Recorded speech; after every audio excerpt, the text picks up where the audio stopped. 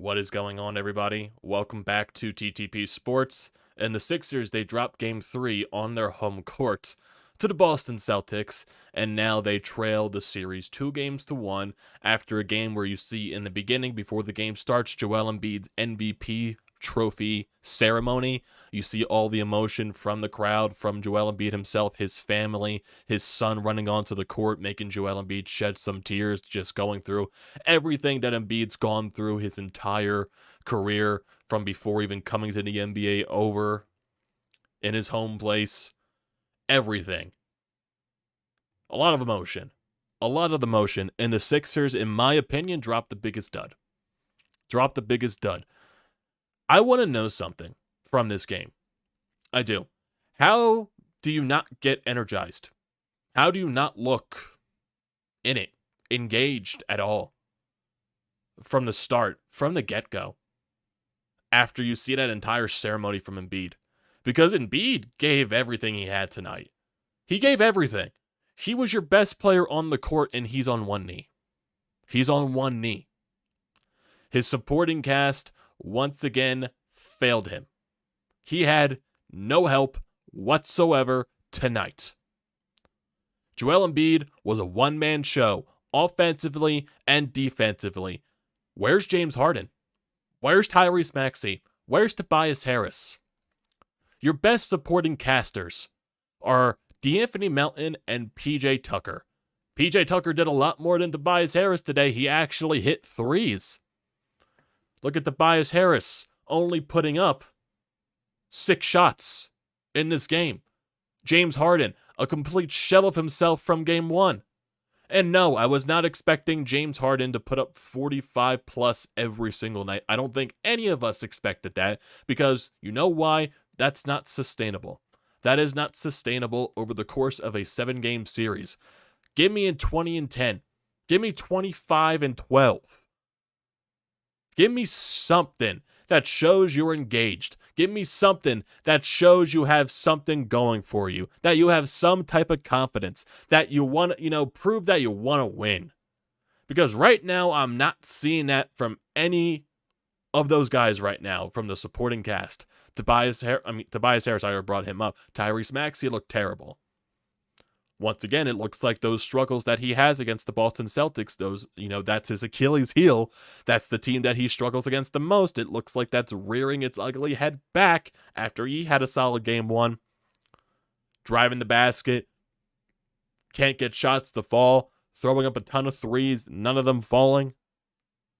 It's ridiculous. It is absolutely ridiculous. It got so bad to a point where you were force-feeding the ball to George Niang. You were force-feeding the ball to George Niang. We're getting that desperate.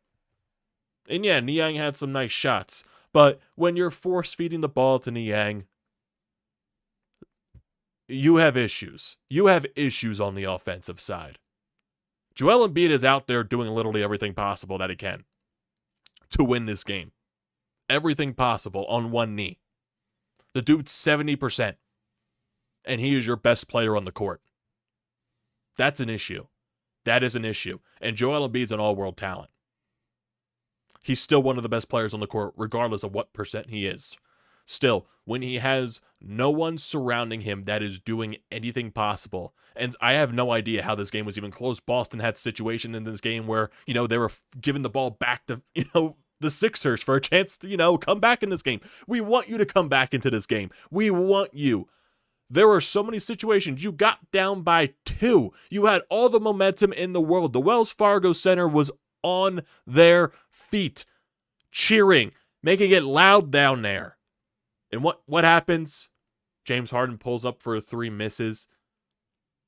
Get out hustled on the defensive side for a Boston offensive board, and boom, it goes for a 3 right the other way. A lot of those happened tonight. A lot of those. Not even hustling for single rebounds. So many second chance points on the side for Boston. That's ridiculous. Show me a little bit of hustle. Show me a little bit of heart there. Because everything was going the way of Boston on the rebounding side. The Sixers were not hustling for rebounds at all. Showing lack of effort. It's frustrating. It's annoying. I wanted to see something in your first game home. Game 2, you learned from it. You weren't going to win 2 in Boston in a row. That was not going to happen. It just simply wasn't. You split in Boston. You took back home court advantage. Do something on your home court. Don't make it too easy for Boston. Meanwhile, Boston's all out here hitting everything possible. Jaylen Brown making all these impossible shots fall. Jason Tatum putting everything out there, hitting all these threes. Marcus Smart being annoying. And you get the Al Horford game, of course, because you have to get the Al Horford game, the bane of all of our existence. The Al Horford game just had to happen, and a lot of those Al Horford points came off of second chance efforts because you're not grabbing your rebounds, because Boston's giving a little bit of that extra oomph, that extra push for those boards. They want those points on the second chances, and it's not going your way. Give me a little more.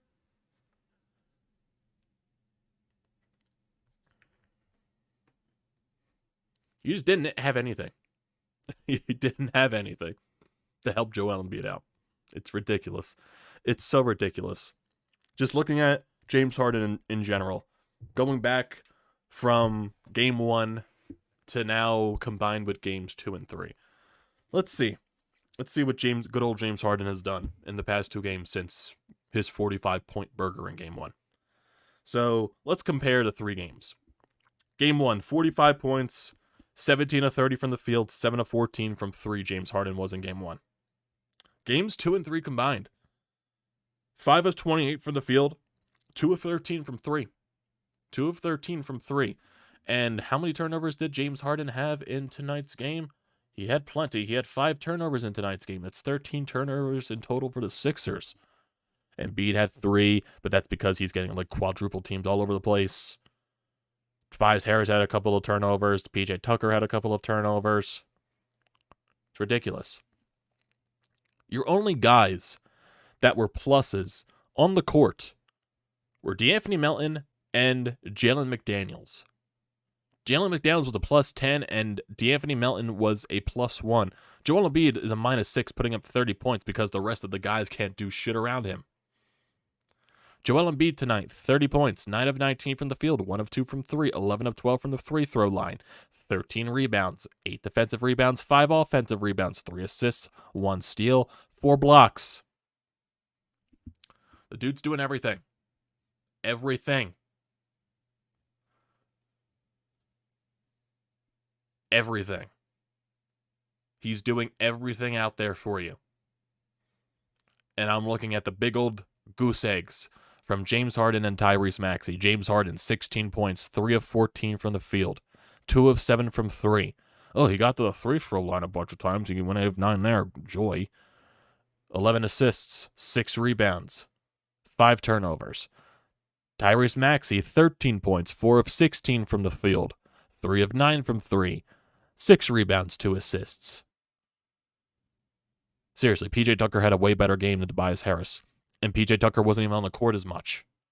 D'Anthony Melton, 14 points off the bench. 4 of 10 from the field, 4 of 7 from 3. 8 rebounds, 4 steals. He's been amazing for you defensively this series. Amazing. Just over the course of the playoffs. He's been amazing for you off the bench. But it's not enough. It's nowhere close to enough. George Niang had 10 points off the bench, 2 of 5 from 3. But still, when you're force-feeding stuff in the third quarter to George Niang, you have a major issue. Seriously. I'm seeing George Niang run the offense in certain situations. That's how bad it got. And somehow the game was still close. I have no idea why. I don't know. Maybe it's because of Joel Embiid.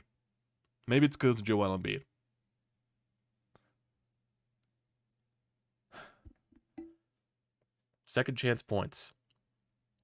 Boston had 11 second chance points today. 11 off the offensive rebounds they had. They had 9 offensive rebounds. 11 second chance points. 14 turnovers for you. Boston scored 20 points off your turnovers. Ridiculous. It's absolutely ridiculous. Don't even get me started on the refereeing today, because the refs were a joke. Absolute joke. I don't know how Scott Foster even has a job in his league. It's not why you lost. It's not. It's just another thing that's fucking annoying in this game. A lot of the soft foul calls. Tobias got a couple of soft ones. There's a lot of shit going on in this game that I hate. Refs aren't why you lost the game, though.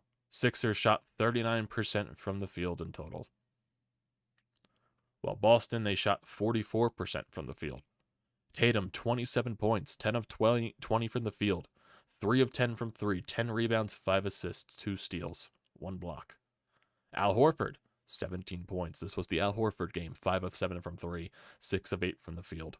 Marcus Smart, 15 points, 5 of 15 from the field, 3 of 9 from 3, 3 steals.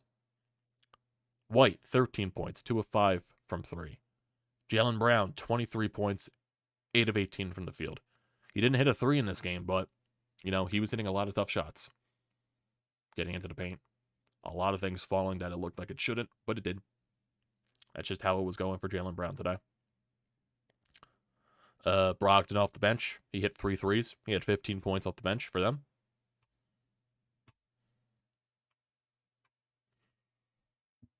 Got nothing else. I got nothing else. It's ridiculous. It's absolutely ridiculous, man.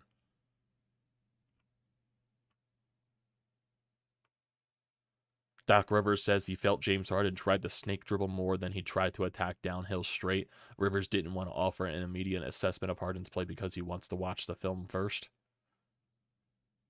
More from Doc Rivers. I didn't think we played with a pace, that's obvious. They made simple passes and we didn't. They did the little things better tonight. Yeah, you got out-hustled. Completely. Out-hustled on every aspect. On all of those rebounds. Seriously. How many offensive chances did Boston keep alive because you couldn't grab a board? How many? How many threes did Boston have off of those second chance points? How many times did you get to within reaching and striking distance just for you to miss a rebound on the other side and Boston scores because of it and it goes in for 3? And then the Wells Fargo Center gets quiet. And another run for Boston. How many times did that happen tonight? Way too many. Way too many. It's amazing. It's absolutely amazing. Trying to see something else here. You were down 7.5. I tried going in with the same mindset that I did in the first 2 games. You were within striking distance. There was a weird situation with, D'Anthony Melton. They said at first he missed the 3 because the shot clock timer expired, and then Al Horford goes down the floor and hits a 3. The refs obviously made a mistake with that one because D'Anthony Melton got the shot off. They eventually counted it on the board, but in regards to that, probably the Horford shot shouldn't have happened, but at the end of the day, it is what it is. That's not the reason why you lost the game either. It's just one of those things that stood out to me. Seriously. I just want to know how you don't come out with any energy, how you look that lifeless, and Joel Embiid is doing everything possible on the court to keep the game close. The dude played the entire third quarter. The dude was gassed. He was tired. He was giving it all for you. That ceremony, everything that goes on in the beginning of the game, how do you not get any type of energy? I want to know. I need to know. How? You don't draw any type of energy from that. It doesn't make sense to me. Because James Harden and Tyrese Maxey have been absolute dog shit in these past 2 games. Games 2 and tonight in Game 3. After they had both really good Game 1s. Joel Embiid is doing everything here. Again. And his supporting cast is failing him again. How many times is that going to be the story? How many times? Going back to fucking Ben Simmons. How many times is that going to be the goddamn story? Joel Embiid doing crap on one knee, and he's your best player still. Someone else has to pick it the fuck up. Look yourself in the goddamn mirror and help your guy out. Because the dude's laying his body on the line for you. His health, everything. And you're doing nothing for him. Nothing. Absolutely goddamn nothing. This isn't on Doc Rivers. Doc Rivers is probably the last guy I'm blaming. I'm looking at the guys that are playing on the court.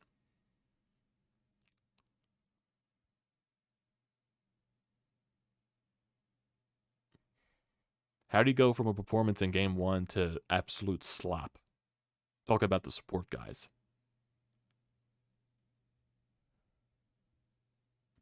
I just want to know. Yeah, you could say Boston adjusted, but why don't you adjust back? Figure it the hell out. It's a game of inches. It's a game of momentum swings, momentum shifts. And it feels like every time you have a chance to grab that momentum, you make a mistake and it goes for a 10-0 run the other way. Seriously, like I said earlier, third quarter, you get within 2. James Harden, a couple of sequences where he misses shots. And then right on the other side, Boston makes you pay because they grab second chance boards because you're getting out hustled. You get the crowd into it, and you immediately take them out of it. That's how it goes. It's absolutely goddamn frustrating. It is. It is. It really is. Just seeing once again, Joel Embiid not get help. I don't blame people for, and, after game 1, we all felt the high. We all felt the rush because that was an amazing game. But now, after these past 2 games, I don't blame people for feeling down. I don't blame people for giving up. Because at the end of the day, what have the Sixers done for you to make you believe? Right now, it's see it before you believe it. Joel Embiid is out there doing everything possible for you. D'Anthony Melton, too. Throw in maybe a PJ Tucker. But I'm looking at Tobias. I'm looking at Tyrese Maxey. I'm looking at James Harden. All the people that go out there and immediately go that, playoff Harden has shown up. You're giving them a reason to say that. Giving them a reason to say that. These last 2 games, you looking completely lost out there, completely intimidated, flustered, not as confident, because you're driving the rim and you're looking the other way. I don't mind you being aggressive. I like you trying to go to the rim, but put up a shot. I don't care if you get blocked. Put up a shot. Try something. Show me that you're capable.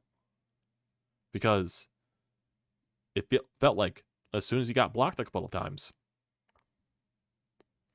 he stopped. He was still trying to go to the rim, but every time he went down into the paint, pass it out to someone. I'm just going to, yeet it and hope it finds someone. And you know what? That goes to turnovers. That comes to, going down the other side of the court and Boston scoring. When you're down by 2, and then you make stupid shots because you can't hit your shots, it allows Boston to, make you pay. Because you got to make your shots count.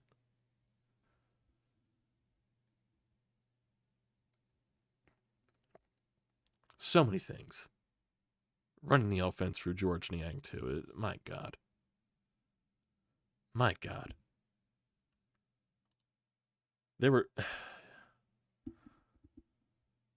It's just, there's like so many instances where you can just see to yourself, yeah, this game's over. Like there were so many instances where I said that, you're not coming back in this game. It was probably like towards, some part like 75. I'm trying to think, like a couple of minutes into the 4th. It's ridiculous.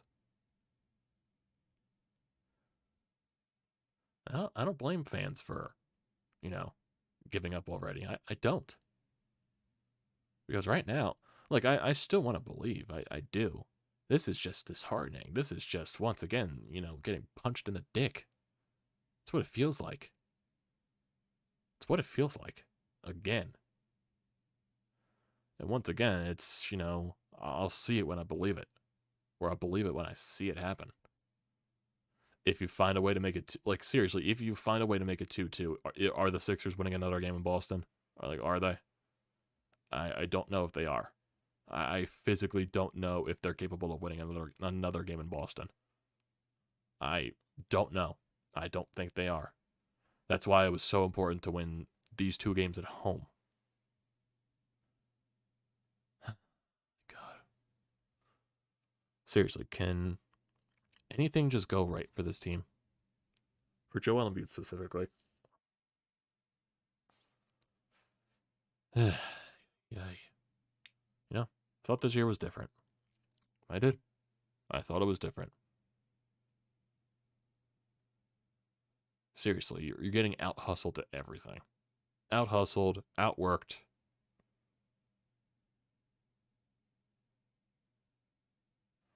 I don't know, man. Yeah, the series is not over right now. No, I don't believe that. Knowing the Sixers, they'll win Game 4. They'll make it a 2-2 series. They'll go back to Boston. Probably be down 3-2 coming back to Philly. And then some type of heartbreaker will happen in Game 6 that makes you lose the series. It's probably the way it's going to go. Right now, I'm down bad. Because I expect better. I expect better out of all my teams. I do. That goes to the Sixers. That goes to the Phillies, who once again pissed me off. 5 losses in a row for them. I don't want to talk about them right now.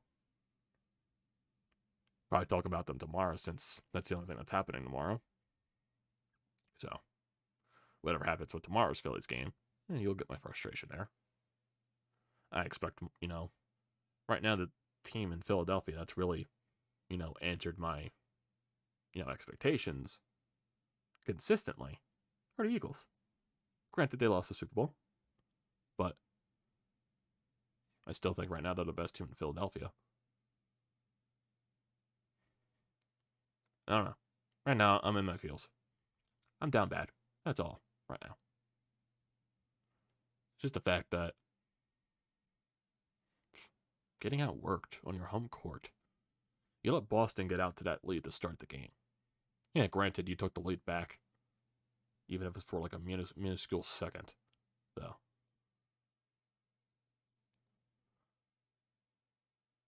I just don't understand how you let that happen.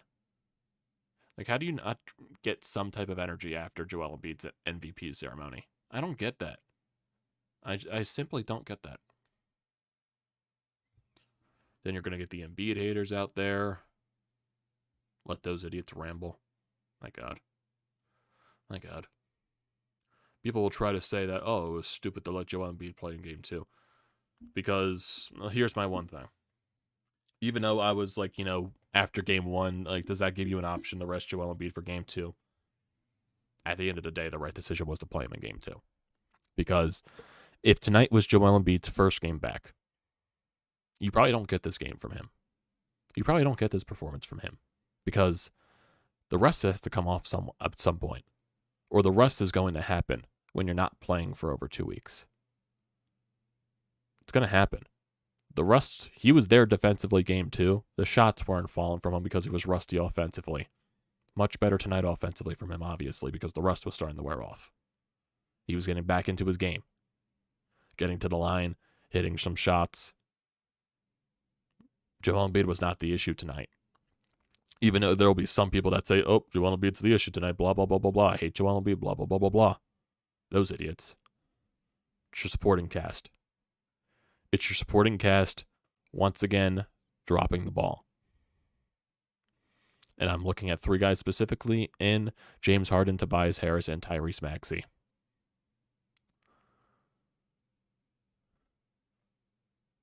How can anybody hate on Embiid, Sean? It's Philadelphia, Sean. They'll find ways. They will find ways. I'm sure the first thing you'll see something is about Embiid. It's about Embiid. I was editing Hunter's last, video on the Sixers. I believe it was after game 2. You should have heard the caller that he had about saying it was asinine of Doc Rivers to play Joel Embiid in game 2. That's the level of idiocy some Sixers fans are. Sixers social media is probably the worst out of all Philadelphia sports. Probably the worst. It probably is. If I were to rank them, it's Sixers, it's Eagles, probably Flyers, then Phillies.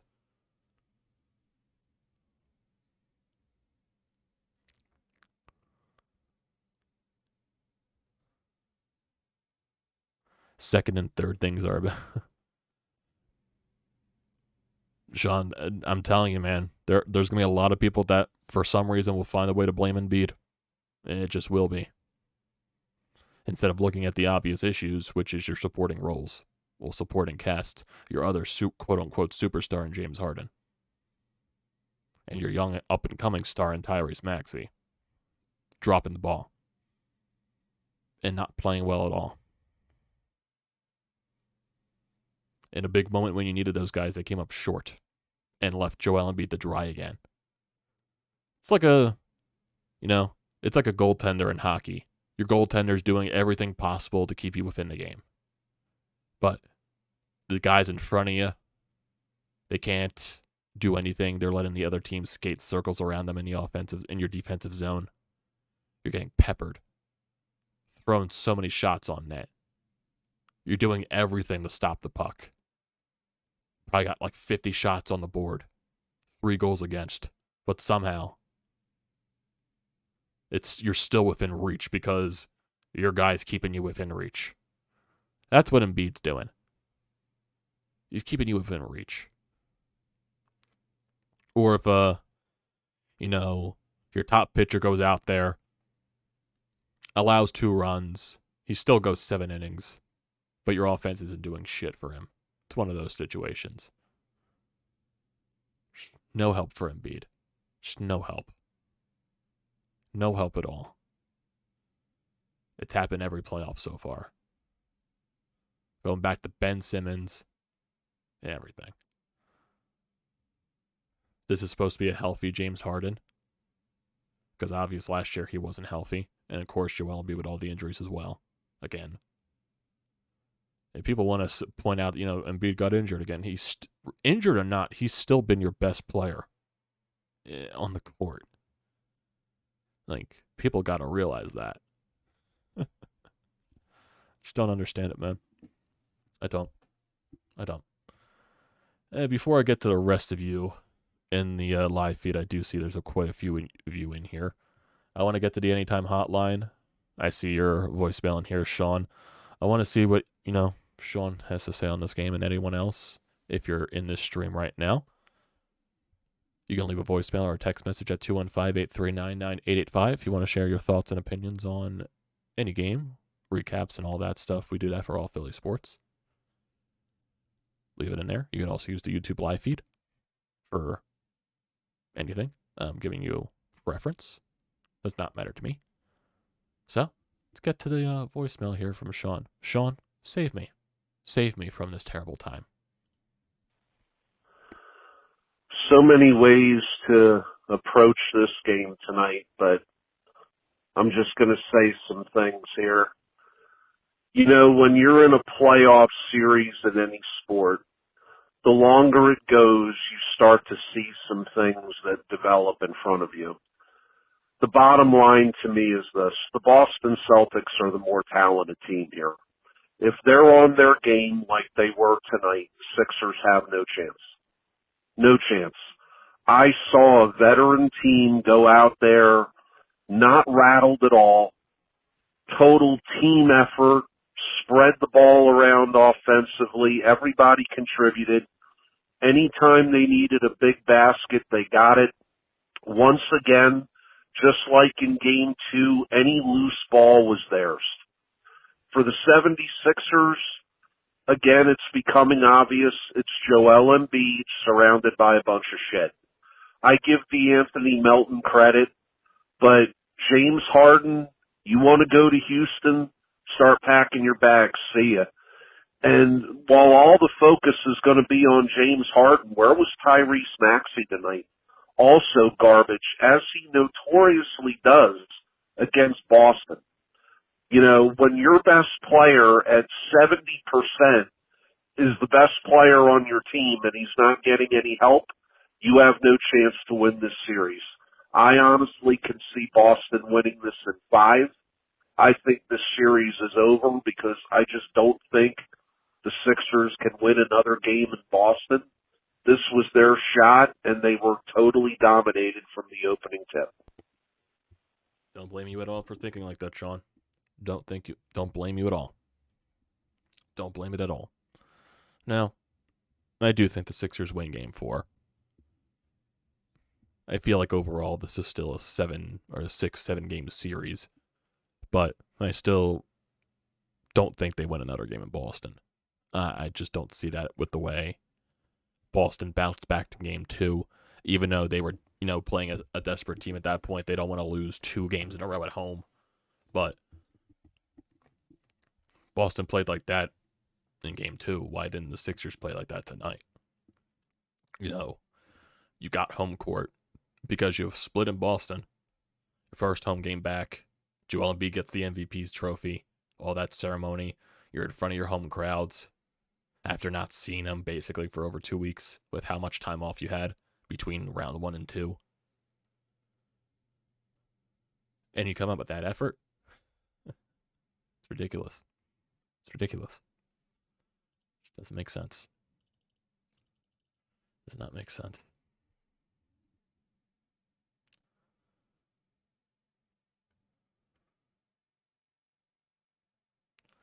Don't get it. Here's a quote from Joel Embiid. There's no panic. We just got to settle down. We don't have a lot of time. We got to figure it out. We can't go down 3-1. Point taken.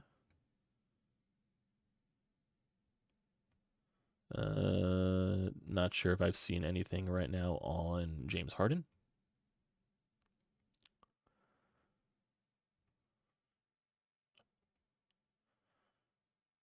Okay. This is Embiid on his message to Harden. You just talk to him. You tell him to keep shooting and be aggressive. You can't get too high. You can't get too low. I'm just looking for any quotes right here from Sixers. I'm trying to see if there's anything from Harden. I doubt you're going to see anything there.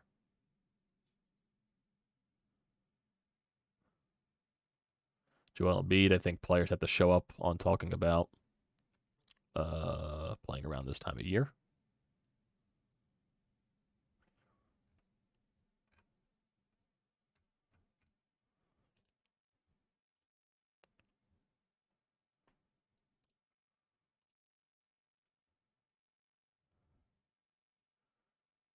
Yeah, I'm not seeing anything else here on any quotes for Harden or anything like that. So let me get to the chat here. See you guys. Scott, how you doing? All I can say is that I'm really hurting. Please, Sixers, not again. I don't know, man. Mighty Mouse, this is the breaking point for me. Nothing is going to change. This team is cursed. I've just about had it with the NBA. Same teams are in it every freaking year, and it's not us. Like I said, I don't blame Sixers fans for feeling like that. Down bad is what it is.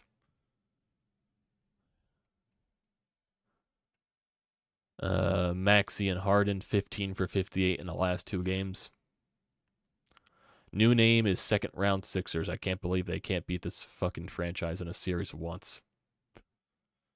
Like I said, I compare it to different sport, but Penguins Capitals. Sidney Crosby had the number of Alex Ovechkin. The Penguins have had the Capitals number so many times throughout the playoffs in their history.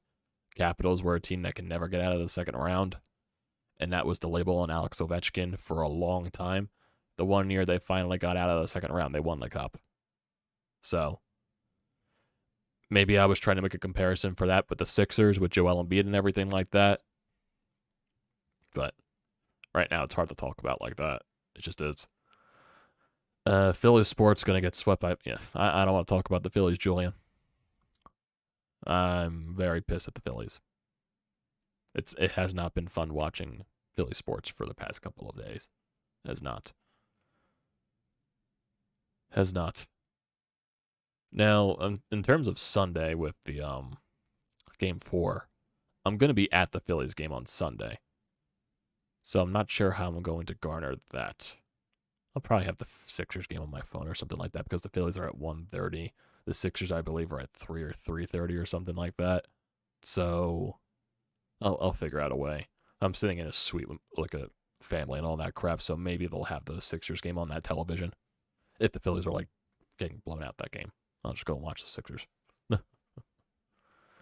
James Simmons. Oh boy. Oh boy. Just don't get it, man.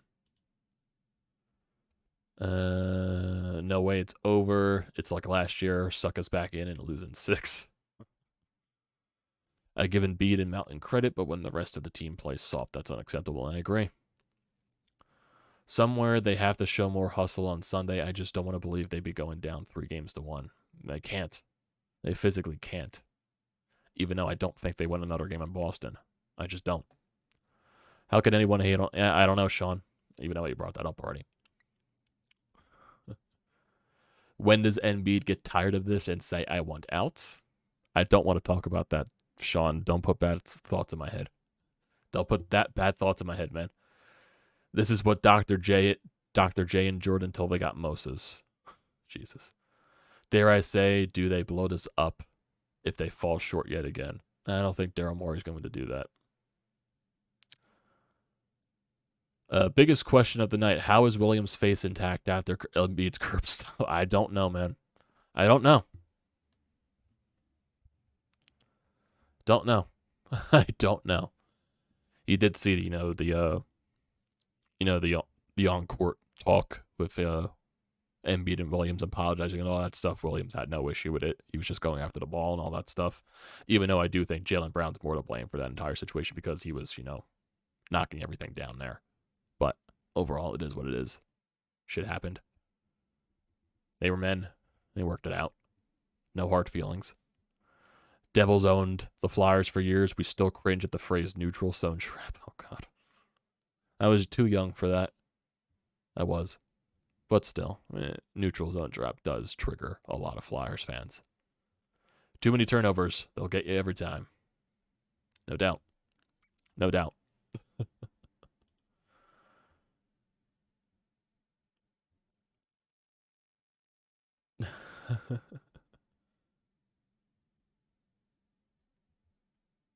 Oh boy. Restart it all. Trust the process. Trust the process once again. Embiid got his MVP. We're thankful. God bless. After that, we never won in a championship with him. Bookmark. Is it a virus going on, guys that are afraid to shoot with a wide open? I don't know why people pass up wide open looks for the Sixers. I don't know. Boston gets all the wide open looks, and they take every single shot. They take every single shot. I don't think they hit as many threes that they did in Game 2. I think they hit like 4 less threes. I think they hit like 20 plus in Game 2. They hit 16 in today's game. But every 3 for Boston today was huge. There was a lot of open looks for them. So, I don't know why the Sixers pass up on so many. It doesn't make sense. Well, here, let me restart this video for you guys. This is a pure Sixers fan reaction after tonight's game. NBC Sports Philly. Unmute that. It was looking like Game 7 Ben Simmons out there. He got a wide open layup, passes it off. I'm not saying trade James, but I'm saying trade James Harden. That's it. Point blank period. Fire Doc, trade Embiid, restart it all. Trust the process. Trust the process once again. Embiid got his MVP. We're thankful. God bless. After that, we never won in a championship with him. Bookmark it, clip it. I don't care. It's never happened. Down bad. Down bad. I learned something new every time I watch today's NBA. If you kick the ball, it's a technical foul. I think it was I think the rule is if you kick the ball out of bounds, it's a tech. I think there was also, like, if he kicked it on purpose, I think that's ejection worthy. I think I read that somewhere. But since he, like, it deflected off of his foot, I don't know. I don't know some of the rules. Some of the things don't make sense to me either. But Sean, I think the one thing that we need to hold our heads down on is Monday. It's a day off for everybody, except for one thing. And I hope you know what I'm talking about. It's the NHL draft lottery for your Philadelphia Flyers to hopefully win the draft lottery to get Connor Bedard. Because, man, if all this stuff is happening with the Phillies being shit, the Sixers doing this again, and the Flyers don't win the draft lottery, I don't know how I'm going to handle myself. I might go to the Walt Whitman or the Ben Franklin, and you'll figure out the details from there. Jesus. Being a little overreactive there, but still, I think I'll scream if that were the case. But that's still after this weekend. Still got to get through the weekend. Regardless of how much these teams piss us off. Life of a Philadelphia sports fan, am I right? So, next game, Sunday, 3:30 in Philadelphia, Game 4. James Harden and Tyrese Maxey better show up. They better. Because if not, you're looking at another 3-1 series deficit, and I don't think you're winning another game in Boston. That's my personal MO. I just don't see it. Just don't see it. With the way James Harden is playing, it doesn't matter what Embiid does. James Harden's playing like this, you're not winning anything.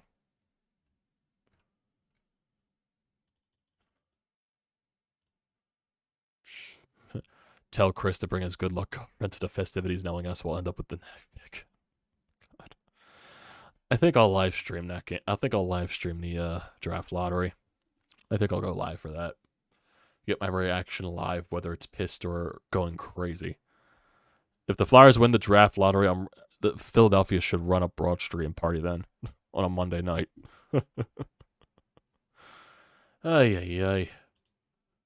Like I said, life of a Philadelphia sports fan. And before we end it off here, because we are getting a little bit long, we're nearing 45 minutes. I want to see if there's anything else from like Doc Rivers, Joel Embiid, or even anything from James Harden. I don't think there is. Don't think there is. Honestly, you're feeling Bedard I'm feeling that too, man. I'm feeling that too. I have a slight feeling that it might happen.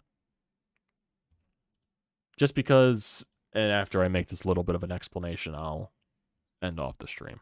I know I'm tying in so many different crap things, but the Sixers maybe that mad, and the Phillies too.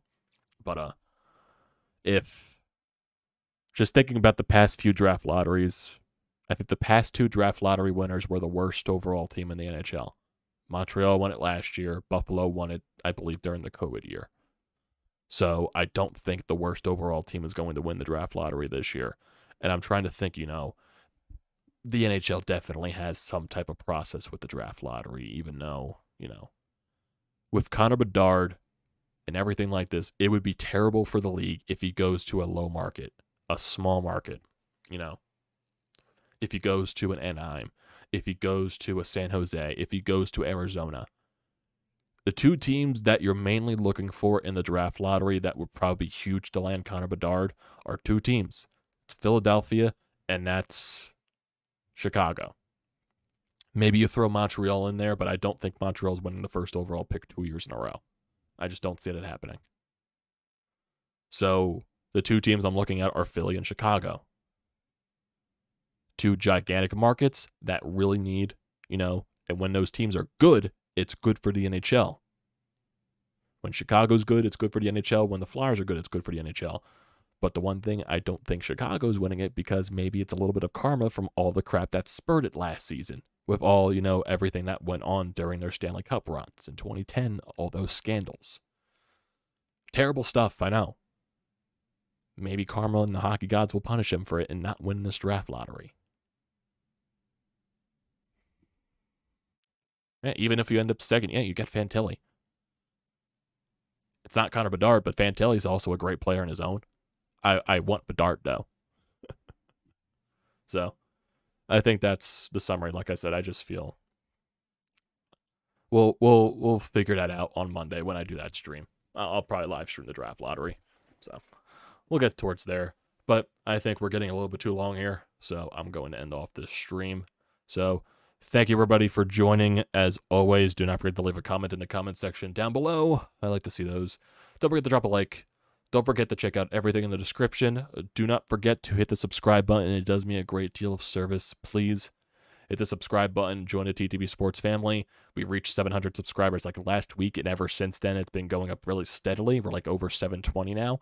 So keep doing that. Get us closer to 800, and the closer we do that, the closer we are to 1,000. So do me a great service. Join the TTP Sports family.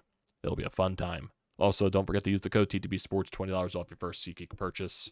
Great deal. Don't pass it up. Thank you once again, everyone, for joining tonight.